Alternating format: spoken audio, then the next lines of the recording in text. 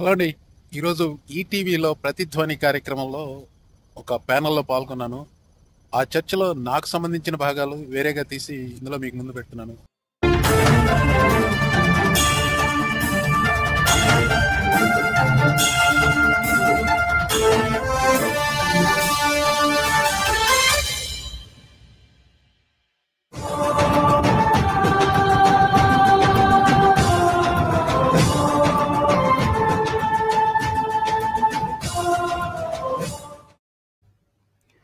నమస్కారం. ప్రతిధ్వనికి స్వాగతం. ప్రపంచవ్యాప్తంగా క్రమంగా పెరుగుతున్నాయి వలసల వ్యతిరేక ఉద్యమాలు. ఒకదాని వెంట మరొకటి కంటి మీద కొనుకు లేకుండా చేస్తున్నాయి. ఇటీవల వలసలపై బ్రిటన్ దేశం అట్టుడికింది. యునైట్ ది కింగ్డమ్ పేరిట లండన్లో భారీ ర్యాలీ చేసిన 1,50,000 మంది వలసదారులను వెనక్కి పంపాలంటూ నినాదాలు చేశారు. అమెరికాలో జరుగుతోంది చూస్తూనే ఉన్నాం. ఆ రెండు దేశాలే కాదు, ఆస్ట్రేలియాలో విదేశీయులపై ఎప్పటి నుంచో అదే అసహనం. ఇక కెనడా, న్యూజిలాండ్, జర్మనీలోనూ ఇలాంటి దృశ్యాలు కనిపిస్తున్నాయి. ఈ వలస వ్యతిరేక పవనాలపై అంతటా ఆందోళన ఉన్నా భారత్ను అది మరికొంచెం ఎక్కువగా తాకుతోంది. మన వారి చదువు, ఉపాధి అవకాశాలపై పడే ప్రభావమే అందుకు కారణం. మరి ఈ స్థానిక ఉద్యమాల వెనక అసలు కారణాలు ఏంటి? ఇలా ఎంతకాలం ఉండొచ్చు? మొత్తంగా మారుతోన్న పరిస్థితులపై ఈ ఉద్యమాలు ఏం సూచిస్తున్నాయి? ఇదే అంశంపై నేటి ప్రతిధ్వని ఈరోజు చర్చలో పాల్గొంటున్న వారు బాలలత గారు, సిఎస్బి ఐఏఎస్ అకాడమీ హైదరాబాద్ నుంచి. అట్లాగే ప్రొఫెసర్ మోహన్ వెనిగళ్ళ గారు, సీనియర్ ప్రొఫెసర్ అమెరికా నుంచి. అట్లాగే డాక్టర్ రాధా రఘురామ పాత్రుని, అంతర్జాతీయ వ్యవహారాల నిపుణులు, విశాఖపట్నం. మోహన్ గారు, అమెరికాలో ప్రభుత్వ పరంగానే వలసలపై కఠిన వైఖరి చూస్తున్నామండి. అయితే ట్రంప్ వచ్చిన తర్వాతే చూస్తే ఈ విషయంలో అగ్రరాజ్యం వైఖరి ఎట్లా మారిందండి? ఎట్లా మారింది అంటున్నారా, ఎందుకు మారింది అంటున్నారా? రెండింటికి చెప్పండి సార్. ఓకే, ఎందుకు మారింది అంటే ఇప్పుడు బాలలత గారు చెప్పిన కారణాలు చాలా ఉన్నాయి. అంటే దాన్ని ట్రంప్ పరిభాషలో, మాగా పరిభాషలో చెప్పాలి అంటే America first, America is for Americans, మిగతా దేశాల వాళ్ళు మీ చావు మీరు చావండి, మాకు అనవసరం. అది గ్రేట్ రీప్లేస్మెంట్ థియరీ ఒకటి. ప్లస్ ఇక్కడ ఉద్యోగాలు లేవు అంటానికి లేదు. ప్రస్తుతానికి ఇక్కడ అన్ఎంప్లాయ్మెంట్ రేట్ అరౌండ్ 4.3 అంతా ఉంది. It's not bad, at least for now. ముందు అది తగ్గుతుందని, ఇంకా అన్ఎంప్లాయ్మెంట్ రేట్ పెరుగుతుందంటే ఉద్యోగాలు తగ్గుతాయి అనేది. ఈ అమెరికా వైఖరి మారటానికి కారణం ఇన్ని రకాలుగా ఆలోచించినా కానీ ఇది బాలలత గారు మెన్షన్ చేయని విషయం నేను ఎక్కువగా ప్రస్తావించదలుచుకున్నాను. ఎందుకంటే ఆవిడ చెప్పిన వాటిలో చాలా వాటితో ఏకీభవిస్తాను నేను. ఆవిడ ప్రస్తావించిన విషయం ఒకటి ఏంటంటే, సోషల్ మీడియాలో ఇది ఒక రకమైన ఉద్రిక్తత వాతావరణాన్ని చాలా త్వరగా కల్పించవచ్చు. ఇప్పుడు నేను ఇటీవలనే ఇండియాకి వచ్చాను. అక్కడ వర్షాలు బాగానే పడుతున్నాయి, కానీ వార్తల్లో చూపించినంత ఘోరంగా నాకైతే నిజమైన పరిస్థితి కనపడలేదు. అంటే ఈ సెన్సేషనల్ గా మీ మీడియా వాళ్ళు కావచ్చు, లేకపోతే సోషల్ మీడియా కానీ ఏదైనా కానీ కొంత అతిగా సెన్సేషన్ చూపిస్తే ఈ జనాల్లో ఉద్రిక్తత ఎక్కువగా మొదలవుతా ఉంది. ఇప్పుడు ఈలాన్ మస్క్ ఉదాహరణ తీసుకోండి. లండన్ లో యునైట్ ద కింగ్డమ్ ర్యాలీ, దానికి ఈలాన్ మస్క్ ఇక్కడ ప్రముఖంగా ఈ సోషల్ మీడియాలో విపరీతంగా ప్రచారం చేశాడు. అతనికి ట్విట్టర్ ఒక్క దాంట్లోనే 200 మిలియన్ ఫాలోవర్స్ ఉన్నారు. ఉదాహరణకు చెప్తున్నాను ఇది. ఈ సోషల్ మీడియా ఇన్ఫ్లుయెన్స్ ఎంత ఉందో, ఇప్పుడు ఈ అమెరికాలో మొన్న జరిగిన సెన్సేషనల్ హత్య, చార్లీ కర్క్ హత్య కూడా సోషల్ మీడియా, ఈ మీమ్ కల్చర్, అలాగే గ్రూప్స్, చాట్ గ్రూప్స్, వీటన్నిటి ద్వారా వచ్చిన ఇన్ఫ్లుయెన్స్ ఎలా ఉంది, హంతకుడికి అలా ఇండాక్టినేట్ చేయబడ్డాడు అనేది. ఈ కల్చర్ వార్స్ అనేవి ఉన్నాయో చూసారా, వాటికి ఇది సోషల్ మీడియా అగ్నికి ఆజ్యం పోయటం. అంటే అగ్ని ఎక్కడ పుడుతుందంటే ఆ సోషల్ మీడియాలోనే పుడుతుంది. అంటే అది ఒకటే కారణం, ప్రధాన కారణం అంటారా? అంటే మెయిన్ రీజన్ అంటారా? సోషల్ మీడియా ఇప్పుడు చెప్పలేమండి. అంటే ఇప్పుడు మనలో ఉన్న భావోద్వేగాలను రెచ్చగొట్టే విధంగా తీసుకురాగలిగితే అది ప్రధాన కారణం కాకపోవచ్చు. ప్రధాన కారణం మనలో ఉన్న లోపాలే కావచ్చు, అంటే ప్రజల్లో ఉండే లోపాలే కావచ్చు. దాన్ని రెచ్చగొట్టే ఈ అల్గోరిథమ్స్ ఉన్నాయి చూసారా, ఇప్పుడు సాధు స్వభావంతో ఎవరు చెప్పినా గానీ ఎవరు వింటలేదు. అదే రెచ్చగొట్టే విధంగా మాట్లాడుతుంటే అందరూ వింటున్నారు. అది సోషల్ మీడియా, ఈ అల్గోరిథమ్స్, దే ఆర్ ఫీడింగ్ ఫ్రెండ్సీ. ఇప్పుడు ఆ రకంగానే ఇది ఎక్కువగా ఉందన్నమాట. ఇప్పుడు కల్చర్ వార్స్ అనేది, ఉదాహరణకి కల్చర్ వార్స్ లో ఇప్పుడు ట్రాన్స్జెండర్ మీద వచ్చిన కత్తి యుద్ధం, ఇక్కడ ట్రాన్స్జెండర్ మీద యుద్ధం ఒక ఉదాహరణ. అది ఇప్పుడు కొంతమంది ఎంబ్రేస్ చేశారు ట్రాన్స్జెండర్ అంటే, ఇప్పుడు పురుషుడిగా పుట్టినాడు స్త్రీగా మారటం, ఇదంతా. ఇదేం చోద్యం అనుకునే వాళ్ళం చాలా మంది ఉన్నారు దాంట్లో. ఓకే. కాకపోతే ఏంటంటే వాళ్ళు మానవులు, వాళ్ళు కూడా మానవ మాతృలు అనేది విషయం మాత్రం మర్చిపోయి వాళ్ళ మీద ఆ ట్రాన్స్జెండర్ అమెరికాలో ఉన్నది 1% కంటే తక్కువ. అందులో అథ్లీట్స్ ఉండేది మొత్తం మీద 10 మంది కూడా లేరు. కానీ అదే 5 ఎన్నికల్లో గెలవగలిగాడు ట్రంప్. మళ్ళీ వస్తామండి మీ దగ్గరికి. మోహన్ గారితో మాట్లాడదాం. మోహన్ గారు, ఇటీవల అమెరికాలో జరిగిన ఒక సంఘటన భారత్లో అందరినీ కదిలించింది. ప్రెసిడెంట్ ట్రంప్ వరకు కూడా వెళ్ళింది. చంద్ర నాగమల్య హత్యోదంతంలో అసలు ఏం జరిగింది సార్? అంటే దాంట్లో ఏం జరిగిందని చెప్పడానికి చాలా రిపోర్ట్లు అన్ని వచ్చాయండి. బేసికల్ గా ఈ చంద్ర నాగమల్య అతను ఓనరో కదా తెలియదు కానీ ఒక మోటల్ మెయింటైన్ చేస్తున్నారు డాలస్ లో.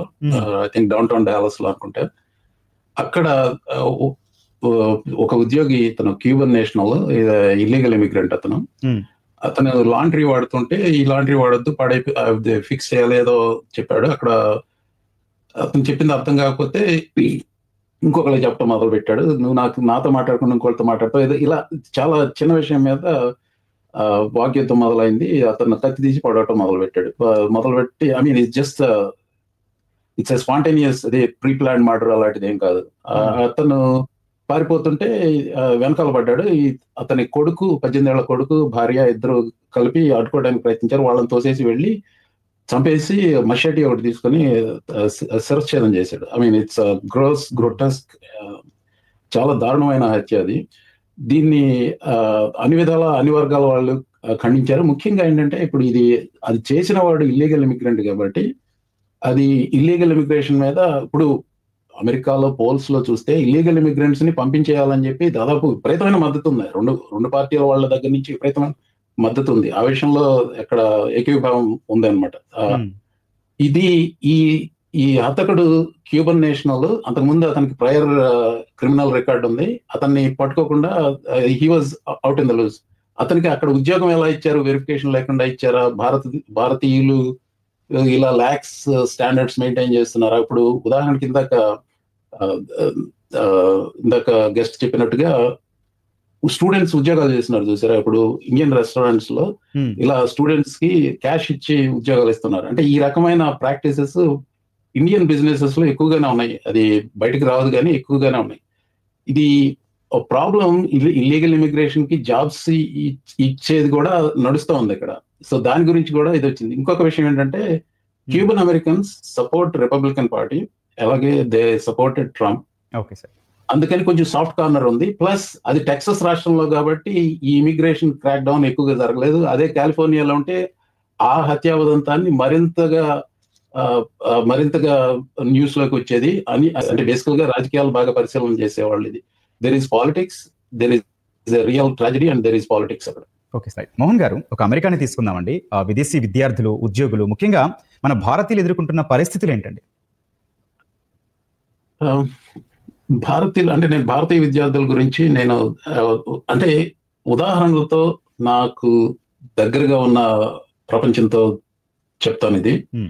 ఇప్పుడు మా యూనివర్సిటీకి విద్యార్థులు వచ్చారనుకోండి, భారతీయ విద్యార్థులు, తెలుగు విద్యార్థులు ఎవరు వచ్చినా కానీ మొట్టమొదటిగా ఏ కోర్సులు తీసుకోవాలి అంటే వాళ్ళు ఒక సంఘం లాగా అవి బేసికల్ గా వాట్సాప్ లో గ్రూప్స్ పెట్టుకుంటారు. ఆ గ్రూప్స్ లో పెట్టుకొని ఫస్ట్ ఆన్ క్యాంపస్ ఎంప్లాయ్మెంట్ కోసం విపరీతంగా ప్రయత్నాలు చేస్తారు. సో ఈ కార్యక్రమం ముఖ్యంగా ఒక సందేశం ఇవ్వదలుచుకున్నాను.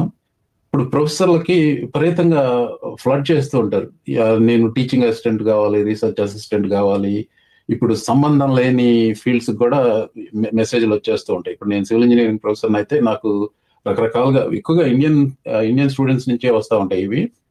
అదేంటంటే శ్రద్ధ తీసుకోరు ఆ పంపించిన దాంట్లో కూడా. ఇది మ్యాథ్స్ ఈమెయిల్స్ లాగా చేస్తే వాటి వల్ల ఉపయోగం ఉండదు. ఇప్పుడు 20 సంవత్సరాల క్రితం ఎవరికో వచ్చిందని చెప్పి అదే ఆధారంగా తీసుకుని ఎలా చేస్తున్నారు. సరే, okay, teaching assistants and research assistants అవన్నీ రూల్స్ ప్రకారం ఒప్పుకుంటారు. తర్వాత క్యాంపస్ ఎంప్లాయ్మెంట్ కోసం అలా చూస్తారు. అది క్యాంపస్ ఎంప్లాయ్మెంట్ ఏది క్యాఫ్టీరియాలోనో లేకపోతే ఇంకా వేరే ఏదో బుక్ స్టోర్లోనో ఎక్కడో ఏదో ఉద్యోగాలు అలా చూసుకుంటూ ఉంటారు.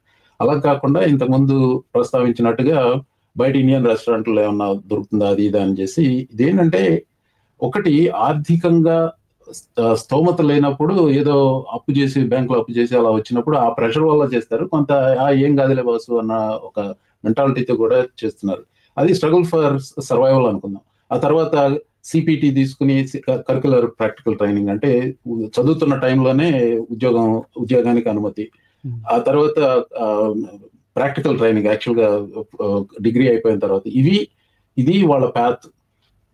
ఈ ప్యాత్ లో వాళ్ళు పడే స్ట్రగుల్స్ అనేవి చాలా ఉన్నాయి. ఇప్పుడు ఉద్యోగాలు చాలా తక్కువగా ఉన్నాయి. ఈ ట్రంప్ అడ్మినిస్ట్రేషన్ క్లాంప్ డౌన్ చేయటం వలన ఆ దారంతా నేరో అయిపోతుంది. ఇది ఉద్యోగాలకి సిపిటి కానీ ప్లస్ బేసికల్ గా H1 రావడం అనేది ఇప్పుడు చాలా కష్టంగా కూడా ఉంది. సో అలాగే H1 కి మారిన వాళ్ళ తిప్పులు ఎలా ఉంటాయి అంటే, నార్మల్ గా younger people they ten to be hungry for like making a difference, కొంచెం ఎక్కువ పని చేస్తారని ఎంప్లాయీస్ కూడా ప్రిఫరెన్స్ చూపిస్తారు. ఎందుకంటే కంప్యూటర్ సైన్స్ లో డిగ్రీ ఉంటే యూ గెట్ దట్. సో అయిన వెంటనే మళ్ళీ ఇంకా కొత్త జాబ్కి మారదాం, ఇల్లు కొనుక్కుందాం, కారు కొనుక్కుందాం, ఈ యావలు ఉంటారు. కానీ అసలు ఉద్యోగాలు దొరకటం గత 2 సంవత్సరాలుగా చాలా కష్టంగా ఉంది.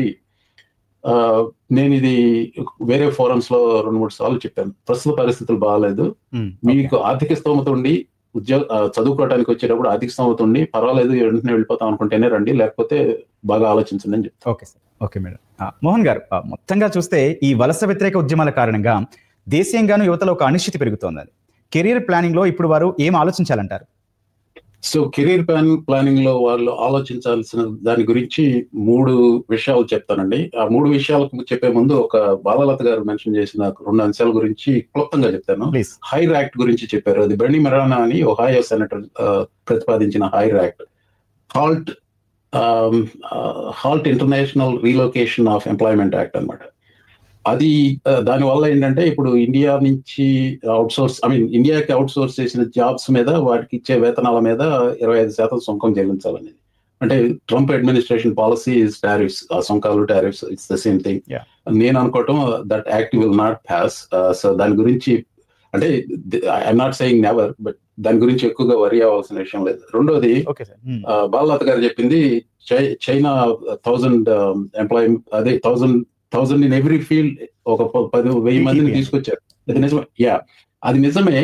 కానీ China competes unfairly. One of the things ఏంటంటే చైనా చేసేది, మీరు ఇక్కడి నుంచి అక్కడికి వెళ్ళి చైనాలో పెట్టినప్పుడు మీకు అన్ని సదుపాయాలు ఇస్తారు. ఉదాహరణకి టెస్లానే తీసుకోండి. అక్కడ బ్యాటరీ టెక్నాలజీ అంతా టెస్లా అక్కడ ఫ్యాక్టరీ పెట్టడం వల్ల బాగుపడింది BYD. ఎందుకంటే ఇప్పుడు BYD అది one of the best cars అని చెప్తారు ఎలక్ట్రిక్ వెహికల్స్ లో. So direct point China competes sir, career planning గురించి మనం మాట్లాడుతున్నాం, ఎట్లా ఉండాలంటారు? కెరీర్ ప్లానింగ్ గురించి 3 విషయాలు చెప్తానండి. ఒకటి, జియో పొలిటికల్ ఈవెంట్స్ గురించి ఎక్కువ ఫాలో అవ్వండి. ఎందుకంటే ఇది వసుదైక కుటుంబం. ఇప్పుడు మీ ఊర్లో మీ సిటీలో ఏం జరుగుతుందో మాత్రమే పట్టించుకోకండి, ప్రపంచం అంతా ఏమవుతుంది పట్టించుకోండి. ఇండియా చైనా అలైన్మెంట్ తో రీఅలైన్మెంట్ ఉంది చూసారా, దానివల్ల అవకాశాలు వస్తాయి. అంటే డిస్రప్షన్ ఉంటుంది, అవకాశాలు కూడా వస్తాయి. అతి ముఖ్యంగా చేయాల్సింది, AI వల్ల ఉద్యోగాలు పోతాయి, ఉద్యోగాలు సృష్టించబడతాయి, దాన్ని ఎంప్రెస్ చేసుకోండి. నేను ఇచ్చే సలహా అది. మీరు ఎంతైనా కానీ, మీరు 50 వయసు కంటే తక్కువ ఉంటే మీకు ఇంకా కెరీర్ ముందుంది. You have to do these 2 things. మూడోది, ఇంకా ముఖ్యమైనది ఏంటంటే, సోషల్ మీడియాలో పుకార్లను నమ్మకండి. అదొకటి చాలా ముఖ్యమైనది. అది కల్చర్ కి సంబంధించిన విషయం. అది వాట్సాప్ యూనివర్సిటీలో చాలా మంది ప్రొఫెసర్లు ఉన్నారు, చాలా రకాల మీములు పెడతా ఉంటారు, వాటిని నమ్మకండి. అది నేను ఇచ్చే సలహా. థ్యాంక్ యూ అండి బాలలత గారు, మోహన్ గారు, రాధా గారు, థ్యాంక్ యూ అండి. ఇది నేటి ప్రతిధ్వని. నమస్కారం.